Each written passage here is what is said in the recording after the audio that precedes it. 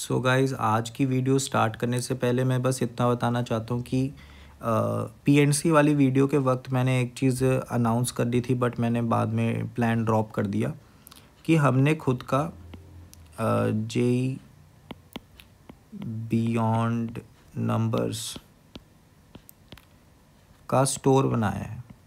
तो इस स्टोर में जितने भी मटेरियल्स है, ठीक है, लाइक टेस्ट हो गए या फिर कोई अप्रोच बिल्डिंग मटेरियल हो गया, ठीक है, एंड जो जितने भी स्टडी मटेरियल हो गए, ठीक है, जो मुझे लगता है कि वर्थ इट है और आपको ज़रूर से ट्राई करने चाहिए, ठीक है, वो सारे अपलोड करूँगा मैं। और ये जितनी भी चीज़ें होंगी, ठीक है, क्योंकि स्टोर को सस्टेन भी करना ज़रूरी है, तो ये जितनी भी चीज़ होंगी इनका थोड़ा सा एक प्राइस होगा और ये चीज़ें थोड़ी पेड होंगी, ठीक है, बट बिलीव भी जो प्राइस है इनका वो वर्थ इट होगा। उतनी क्वालिटी आपको टेस्ट उस मटेरियल में मिलेगी, ठीक है। बाकी जो ये स्टोर है इसका जो लिंक है मैंने डिस्क्रिप्शन में दिया हुआ है, डिस्क्रिप्शन में, और इसका जो यूआरएल है मैंने बड़ा आसान सा रखा है कि जो हमारे चैनल का नाम है जेई बियॉन्ड नंबर्स और फिर माय शॉपिफाई। तो शॉपिफाई आपको पता ही होगा, बहुत ही इजीली कोई भी वेबसाइट बिल्डिंग के लिए यूज़ हो जाता है, तो .com। तो ये इसका यूआरएल हो गया, डिस्क्रिप्शन वाले लिंक से जा सकते हो इस पर। और फ़िलहाल के लिए उधर एक ही टेस्ट है, दूसरे टेस्ट पे मैं काम कर रहा हूँ। टेस्ट की क्वालिटी काफ़ी अच्छी है, आपको कुछ नहीं करना, बस आप टेस्ट को ऐड टू कार्ट करो जैसे नॉर्मल शॉपिंग करते हैं, ठीक है, एंड पेमेंट कर दो। जब आप पेमेंट से पहले अपनी ईमेल आईडी उसमें भरोगे, ठीक है, वहाँ पे मांगते हैं, तो उस ईमेल आईडी पे आपको लिंक आ जाएगा उसको डाउनलोड करने का। अब इसमें तुम्हें थोड़ा सा डाउट हो सकता है कि पेमेंट के बाद क्या पता लिंक ना आए या कुछ ऐसा हो जाए, गड़बड़ वगैरह हो जाए, तो डोंट वरी, मुझे सब डिटेल्स वैसे ही पता लग जाएंगी, ठीक है। मुझे एक एक डिटेल पता लग जाएगी कि आपने पेमेंट कर दी कि नहीं कर दी, आपको लिंक मिला कि नहीं मिला। अगर नहीं मिला तो मैं भेज दूंगा फिर से, और आपने कितनी बार डाउनलोड किया उस मटेरियल को, एंड सब कुछ, ठीक है। एंड अगर भी कोई भी गलती होती है, कोई भी गड़बड़ होती है, ठीक है, मेरे को टेलीग्राम पे अप्रोच कर सकते हो, या फिर ये जो हमारा जेई बियॉन्ड नंबर्स की मेल है, जेई बियॉन्ड numbers@gmail.com, इस पे मेल कर सकते हो कोई गड़बड़ हो रही है, या टेलीग्राम पे प्राइवेट मैसेज कर दो, किसी भी तरीके से अप्रोच करो, या फिर यूट्यूब के कमेंट सेक्शन में ही पूछ लो कि ये गड़बड़ हो रही है, प्लीज़ हेल्प, ठीक है। तो मतलब कोई भी गड़बड़ होती है तो मैं साथ हूँ, मेरे को पता है कि कभी कभार चीज़ें नहीं पता लगती हैं, ठीक है। एंड वैसे तो ये जो प्रोसेस है ख़रीदने का बहुत ज़्यादा टफ़ नहीं है, आप इंजीनियरिंग स्टूडेंट्स बन रहे हो तो थोड़ी बहुत टेक्नोलॉजी आपको यूज़ करनी आनी चाहिए, ऐसा भी नहीं है, ठीक है। और वैसे भी यंग जनरेशन ज़्यादा यूज़ करती है नई टेक्नोलॉजी को, इंक्लूडिंग मी, ठीक है।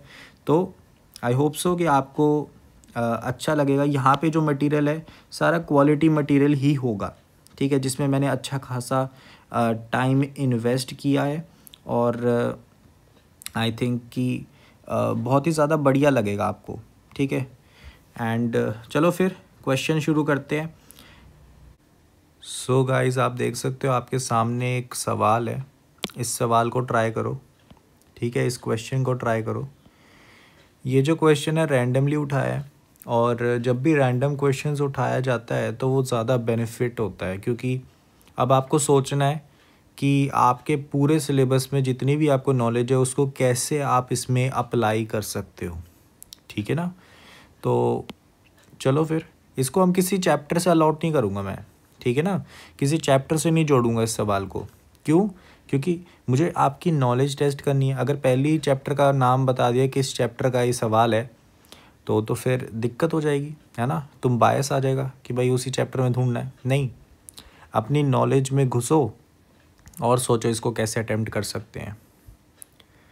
तो तुमने पॉज करके ट्राई करा होगा, ठीक है। एंड मैं थोड़ा सा ट्राई करता हूँ तुम्हें एक आइडिया देने के लिए कि देखो, अगर तुम सीधा सोचोगे, ठीक है, ए जो है एक तुम मान लो वेरिएबल टाइप ही है। ए कोई मान लो ऐसा कांस्टेंट है या कोई वैल्यू है जो रियल नंबर्स में से कुछ भी हो सकती है, ठीक है। तो वो बात हो गई। और एक्स के लिए हम सॉल्व कर रहे हैं कि एक्स की वैल्यू निकालनी है ए की टर्म्स में या फिर जो भी वैल्यू आएगी, ठीक है। तो अभी तक थोड़ी क्लैरिटी आ गई होगी कैसे कर सकते हैं। अब देखो, अगर मान लो कि तुम सीधा सोचते हो, इस इक्वेशन को सॉल्व करना है, सीधा करोगे, तो क्या करना पड़ेगा। तुम कर सकते हो क्यूब कर दो दोनों साइड, ठीक है। देन तुम्हारे पास एक क्यूबिक इक्वेशन आएगी, ठीक है ना। यहाँ पे लेफ्ट हैंड साइड में क्या बन जाएगा, x cube and so on something, ठीक है, ए की पावर 9। एंड यहाँ पे राइट हैंड साइड में क्या बनेगा, ए माइनस एक्स, ठीक है। तो यहाँ पे एक क्यूबिक इक्वेशन बन गई है ना, क्यूबिक इक्वेशन बन गई है। और जब भी क्यूबिक इक्वेशन बनती है तो दिक्कत क्या होती है कि डायरेक्टली उसका सोल्यूशन निकालना थोड़ा सा मुश्किल है, क्योंकि हम हिट एंड ट्रायल लगाते हैं। वैसे आपकी एक जनरल नॉलेज के लिए बता दूं, क्योंकि मैथ्स की थोड़ी आपको जानकारी भी होनी चाहिए दिमाग में, कि क्यूबिक इक्वेशन का एक डायरेक्ट फॉर्मूला होता है, एग्जिस्ट करता है as similar to quadratic formula. लेकिन वो इतना लंबा फार्मूला है कि हम उसको, और वैसे भी जेई एडवांस के लिए रेलेवेंट नहीं है वो फार्मूला, तो इसलिए हम उसको नहीं बताते। हम बोलते हैं जब भी क्यूबिक दिखे तो हिट एंड ट्रायल लगाओ एक रूट जानने के लिए और बाकी में क्वाड्रेटिक फार्मूला। तो यहाँ पे ये एक चीज़ पता लग जाती है कि हमारे सिलेबस के अकॉर्डिंग क्यूबिक इक्वेशन यहाँ पे एक प्रॉब्लम क्रिएट करेगा। तो यहाँ पे हम इसको हटा देते हैं कि भाई क्यूबिक इक्वेशन से तो सॉल्व नहीं करेंगे। तो क्या कर सकते हैं बताओ। तो यहाँ पे एक बहुत ही इंटरेस्टिंग आइडिया क्या निकल के आता है कि इसको अगर तुम थोड़ा सा रीअरेंज करोगे ना तो इसकी फॉर्म काफ़ी अच्छी बन जाएगी। मैं दिखाता हूँ कैसे। लेट्स से यहाँ पर तुम बना रहे हो एक्स को मैं दूसरी साइड ले जाता हूँ ना, तो ये बनेगा ए माइनस एक्स का क्यूब रूट माइनस एक्स, ये वाला एक्स उधर ले गया ना, माइनस हो गया। एंड फिर ये जो क्यूब रूट था, ए का क्यूब था, उसको क्यूब रूट में ले गया, तो यहाँ क्यूब रूट हो गया ना, क्यूब रूट इक्वल टू ए। ठीक है, तो ऐसी बन गई इक्वेशन। क्लियर है, थोड़ा सा मॉडिफाई किया बस, एक्स को दूसरी साइड लेके गया और फिर क्यूब रूट ले लिया दोनों साइड, तो ये बन गया। अब इसमें एक इंटरेस्टिंग बात क्या है कि अगर तुम इसको कुछ मान लो, ठीक है, तो एक रेपिटेशन हो रही है। लेट्स सी, मैं बताता हूँ कैसे। थोड़ा सा आपको आइडिया लेना है फंक्शंस वाले चैप्टर से। कैसे कि ये वाली जो चीज़ है, इसको अगर तुम एफ ऑफ ए मान लो, ठीक है, तो यहाँ पे बेसिक आइडिया क्या है, हम लेट क्या कर रहे हैं, हमने लेट कर लिया कि एफ ऑफ ए जो है वो cube root of a minus x है। ठीक है, तो अब मैं इसको अगर रेपिटेशन करूँ, रेपिटेशन इन द सेंस कि ए की जगह एफ ऑफ ए फिर से भर दूँ, तो क्या बन जाएगा। ये फंक्शंस चैप्टर में काफ़ी यूज़ करा होगा आपने। तो ये कॉम्पोजिट फंक्शन बन जाएगा एफ ऑफ ए, है ना। और राइट हैंड साइड में क्या बन जाएगा, cube root of 3, cube root of, यहाँ पे ए की जगह एफ ऑफ ए आएगा ना, तो यहाँ पे फिर से cube root of a minus x, ये बन गया, और माइनस में एक्स पड़ा है। और तुम यहाँ से आराम से देख सकते हो कि ये वाली जो चीज़ है वो यहाँ पे बन गई है। क्लियर है, तो यहाँ से तुम्हारे पास बड़ा ही बेसिक एक इजी चीज़ पता लगी कि एक्चुअल में तुम इस ऊपर वाली चीज़ को ऐसा भी लिख सकते थे कि एफ ऑफ ए जो है वो ए के बराबर है। ठीक है, बात क्लियर है। फंक्शन से रिलेट कर दिया, ठीक है, फंक्शंस वाले चैप्टर से रिलेट कर दिया।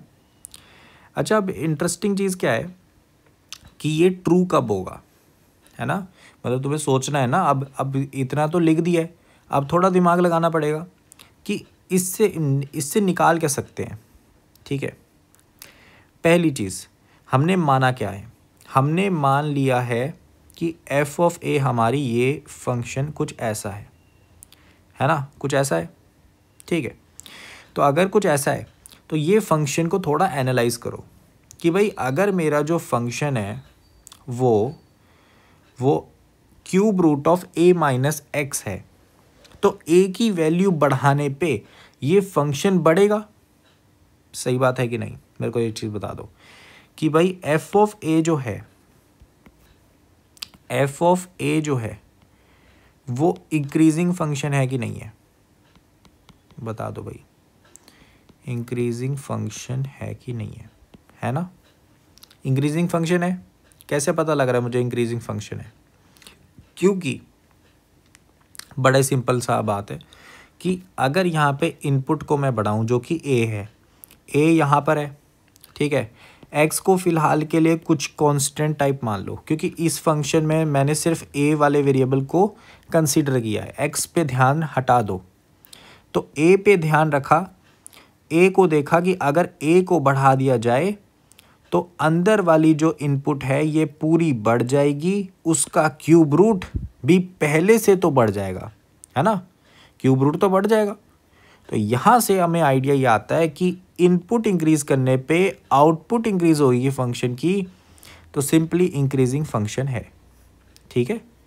अब ये जैसे ही इंक्रीजिंग फंक्शन निकला, अब तुम्हें आइडिया क्या लगाना है कि भाई मुझे एक चीज़ बताओ कि ठीक है इंक्रीजिंग फंक्शन है, एक चीज़ लेट कर लेते हैं।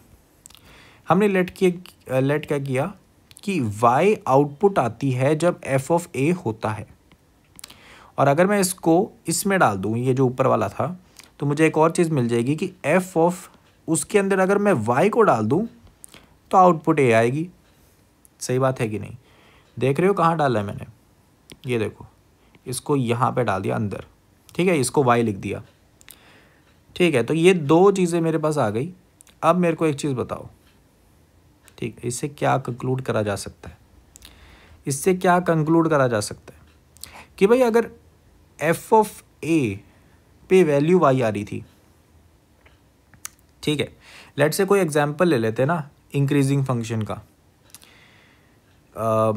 इंक्रीजिंग फंक्शन का एग्जांपल। तो देखो इंक्रीजिंग फंक्शन भी दो टाइप के हो सकते हैं ना, एक कनकेव अपवर्ड, एक हो सकता है लीनियर, और एक हो सकता है कंकेव डाउनवर्ड, ठीक है। तो हमें उसी पर्सपेक्टिव में सोचना होगा। एग्जांपल ले लेते हैं, लेट से यहाँ पे एक मैंने ग्राफ कंसीडर कर लिया, ये हमारा क्वाड्रेटिक वाला है, लेट से ऐसा कुछ है। तो इस ग्राफ में हमें बड़ा बेसिक क्या पता लगा कि भाई ए एक इनपुट थी, लेट से यहाँ पे थी ए, ठीक है, उस पे जो आउटपुट आई वो आ गई y, ठीक है। फिर मैंने क्या कहा कि भाई y जो है ना, अगर उसको इनपुट डाले तो a आना चाहिए। तो तुमने बोला ठीक है, ठीक बात कह रहे हो, लेकिन अगर देखो, पहली बात तो ये है कि ये लीनियर से ऊपर होगा ग्राफ, क्योंकि कनकेव अपवर्ड कह रहा हूँ ना मैं, तो लीनियर जो ग्राफ जाता है वो कुछ ऐसा जाता है जो उससे थोड़ा नीचे ही होता, ठीक है। मान लो ऐसे है लीनियर, ये लीनियर ग्राफ है, ठीक है, y equal to x type मान लो अभी के लिए ग्राफिंग थोड़ी ख़राब कर रहा हूँ मैं, ठीक है। तो यहाँ पे ये वो वैल्यू है जिस पे यहाँ पर a आना चाहिए था, ठीक है, और ऊपर उससे थोड़ा y है। तो इधर से एक चीज़ क्लियर हो जाती है, y हल्का सा बड़ी वैल्यू है a से। तो अगर मैं यहाँ पे इनपुट में y को कंसीडर करूँ तो ये एक ऐसी वैल्यू देगा जो इधर के y से भी बड़ी है, ठीक है। यहाँ पे मान लो y डैश इसकी आउटपुट आ रही है, तो ये a से तो कई गुना डिफरेंट है, तो ये दूसरी वाली वैल्यू पॉसिबल ही नहीं है, ये दूसरा वाला स्टेटमेंट ही पॉसिबल नहीं है कि F of Y equal to A हो जाए, ऐसा पॉसिबल ही नहीं है। समझ पा रहे हो? ग्राफ से समझ आ गया। अच्छा, अभी इसी में अगर तुम इंक्रीजिंग देख रहे हो लेकिन कनकेव डाउनवर्ड है, ठीक है। Concave downward in the sense वो कैसे बनेगा मैं बना के दिखा देता हूँ, ठीक है। कुछ ऐसा जैसे स्क्वायर रूट का ग्राफ नहीं होता, ऐसे मान लो, ठीक है। इसमें हाँ इतना ठीक है, ठीक है। मतलब ये थोड़ा सा नीचे है और y=x वाली लाइन मान लो ऐसी है। लेट्स से ग्राफिंग है, ग्राफ तो मैं कैसे भी बना सकता हूँ, ठीक है। तो ये अपने पास एग्जांपल आ गया, एक a वाली वैल्यू ले लेते हैं। तो ये हमारा a है जिसमें आउटपुट y आ रही है। फिर मैंने क्या किया, इनपुट में y दिया। अब यहाँ पे एक चीज़ है कि यहाँ पे अगर मैं ऊपर कंसीडर करूँ, इसको थोड़ा ऊपर वाली वैल्यूज़ भी कंसीडर करूँ, तो यहाँ पे आके हमारा a आना चाहिए था y=x में। तो इधर से एक चीज़ पता लग जाती है कि इस राइट वाले ग्राफ में y जो है वो छोटा होगा a से, क्योंकि कनकेव डाउनवर्ड है ना। फिर अपने पास बात आ जाती है कि भाई अगर मैं मान लो अब इनपुट जो है वो मैं y दे दूँ, तो यहाँ पे y क्योंकि छोटा है तो यहाँ पे डालेंगे, तो ये मेरा y आ गया। अब इस पे जो वैल्यू आएगी ये वाली, क्या वो a के बराबर हो सकती है? बता दो मुझे। नहीं हो सकती। डिफरेंस दिख रहा है, तो यहाँ से पता लग जाता है ना ही ये दोनों नहीं हो सकते। अगर ये दोनों नहीं हो सकते तो एक ही चांस है कि भाई लीनियर ही हो जाए ग्राफ, और लीनियर होने में ना बात सही बैठेगी। कैसे बैठ जाएगी बात सही? लेट्स से यहाँ पे ग्राफ बना देता हूँ मैं। तो अगर y=x वाली लाइन है, तुमने इनपुट a डाली, आउटपुट आ गई y, ठीक है।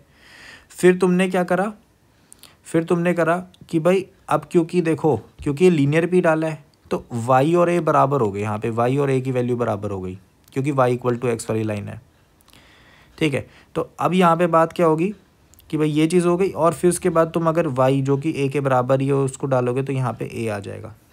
क्लियर है? दोनों बराबर ही वैल्यूज़ है ना एक दूसरे के। तो यहाँ से क्लियर हो जाता है कि ये हमेशा टू एंड फ्रो रहेगा इसमें, और इसमें इक्वालिटी दोनों ही सही रहेंगी। तो यहाँ से अपने पास आता है कि f(a) यानी y जो था हमारा वो a के बराबर होना चाहिए। This is the only possibility जहाँ पे ये ट्रू होगा। क्लियर है? काफ़ी बुक में ना ये ऐसे ग्राफिकल इन्फॉर्मेशन नहीं देते, लेकिन ये बहुत ही ईजी होती है अंडरस्टैंडिंग करने के लिए ना, कि कनकेव, अपवर्ड वगैरह ये जितने भी केसेस है उसको कंसीडर कर लिया हमने। क्लियर है? यहाँ पे एक चीज़ ध्यान रखना, ये तीनों ही ग्राफ में जो f(a) है वो इंक्रीजिंग है। बस उनके जो इंक्रीज़ होने का रेट है, जो डबल डेरिवेटिव होता है, उसको यहाँ पर इसके 3 केस बने हैं। जैसे ये जो वाला है, ये वाले में डबल डेरिवेटिव पॉजिटिव है, इस वाले में डबल डेरिवेटिव नेगेटिव है, और इस वाले में डबल डेरिवेटिव ज़ीरो है, मतलब स्लोप चेंज नहीं हो रही। तो ये तीनों केसेस में सिर्फ ये वाला केस जो है वो परफेक्टली वैलिड है। क्लियर है? तो हमारे पास ये इन्फॉर्मेशन आ गई। अब इसको डाल के आंसर निकल जाएगा। अगले पेज पे चले तो